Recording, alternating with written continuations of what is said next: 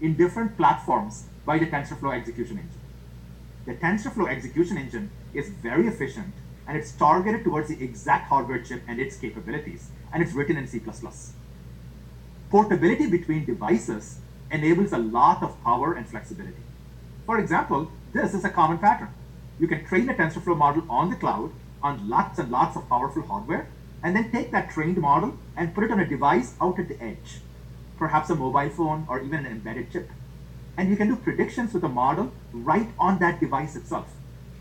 Remember the Google Translate app that we were talking about in the first course in the specialization? That app can work completely offline because the trained translation model is stored on the phone and is available for offline translation.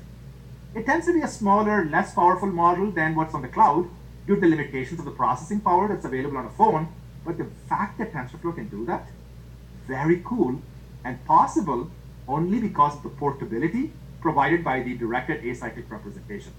These sorts of smaller, less powerful models are typically implemented using TensorFlow Lite. I talked about the training on the cloud and then doing prediction on a low-power device such as a phone. Sure, but can you train the model itself on the phone? Not today, because ML model training tends to be an expensive operation. But increasingly, we are doing something that's halfway there. Now, this is very much the kind of thing that only the most advanced ML players are doing. Not necessarily widespread, but what do I mean by halfway? One situation is that you train a model and then you deploy to a bunch of phones. And then when you make a prediction, the user says, no, this isn't right, or please show me more results like this. And at that point, you want to update the weights of the model to reflect that user's preferences.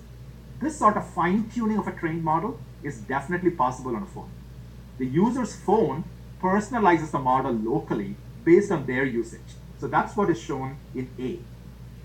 However, here you are, fine-tuning the model for each user. You may not want to send that user's preferences back to your system, back to the cloud, because that might be personally sensitive. But you can set up what is called federated learning, where you aggregate many users' updates, as shown in B. This aggregate is essentially like a weight update on a batch of samples, except it comes from different users. So it forms a consensus change, and that's what we're showing in C. And this consensus change happens to the shared model on the cloud.